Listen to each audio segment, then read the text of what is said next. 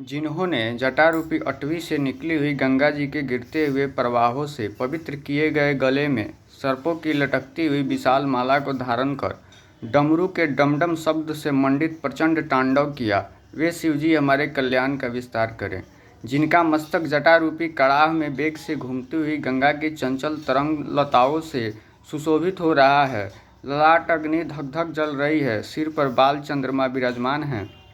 उन भगवान शिव में मेरा निरंतर अनुराग हो। गिरिराज किशोरी पार्वती के विलास कालोपयोगी शिरोभूषण से समस्त दिशाओं को प्रकाशित होते देख जिनका मन आनंदित हो रहा है, जिनकी निरंतर कृपा दृष्टि से कठिन आपत्ति का भी निवारण हो जाता है, ऐसे किसी दिगंबर तत्व में मेरा मन विनोद करे।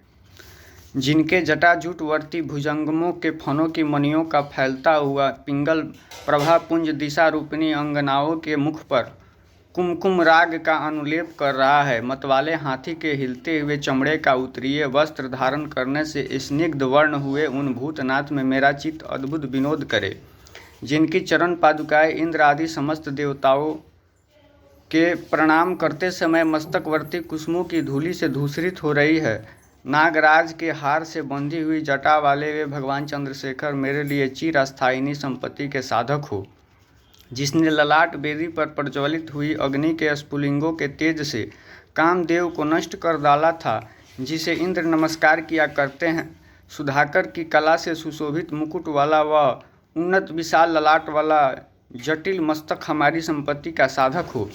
जिन्होंने अपने विकराल भाल पट पर धक धक जलती हुई अग्नि में प्रचंड कामदेव को हवन कर दिया था, गिरिराज किशोरी के स्तनों पर पत्र भंग रचना करने के एकमात्र कारीगर उन भगवान त्रिलोचन में मेरी धारणा लगी रहे। जिनके कंठ में नवीन मेघमाला से घिरी हुई अमावस्या की आधी रात के समय फैलते हुए ध्रुव अंधकार के समान श्यामता अंकित है, जो गजचर्म लपेटे हैं, वे संसार भार को धारण करने वाले चंद्रमा से मनोहर कांति वाले भगवान गंगाधर मेरी संपत्ति का विस्तार करे। जिनका कंठ देश खिले हुए नील कमल समूह की श्याम प्रभा का अनुकरण करने वाली हरिणी सी छवि वाले चिन्ह से सुशोभित हैं, तथा जो कामदेव त्रिपुर भव दक्ष यज्ञ हाथी अंधकासुर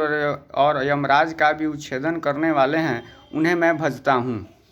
जो अभिमान रहित पर्वत की कला रूप कदम्ब मंजरी के मकरंद स्तोत्र की बढ़ती हुई माधुरी के पान करने वाले मधुप हैं, तथा कामदेव त्रिपुर भव दक्ष यज्ञ हाथी अंधकासुर और यमराज का भी अंत करने वाले हैं, उन्हें मैं भजता हूँ। जिनके मस्तक पर बड़े वेग के साथ घूमते हुए भुजंग के फुफकारने से ललाट की भयंकर अग्नि क्रमशः धधकती हुई फैल रही है,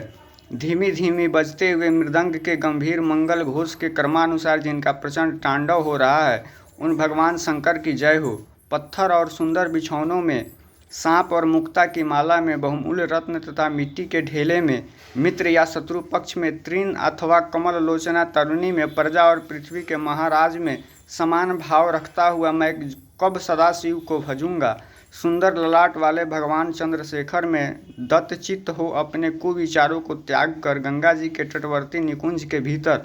रहता हुआ सिर पर हाथ जोड़ डबडबाई हुई विहल आंखों से शिव मंत्र का उच्चारण करता हुआ मैं कब सुखी होऊंगा।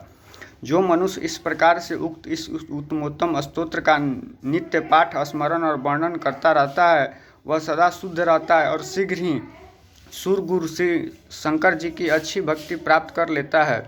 वह विरुद्ध गति को नहीं प्राप्त होता, क्योंकि शिव जी की अच्छी प्रकार का चिंतन प्राणी वर्ण के मोह का नाश करने वाला है। सायंकाल में पूजा समाप्त होने पर रावण के गाए हुए इस शंभु पूजन संबंधी स्तोत्र को जो पाठ करता है, भगवान शंकर उस मनुष्य को रथ हाथी घोड़े से युक्त सदा स्थिर रहने वाली अकूत संपत्ति देते हैं।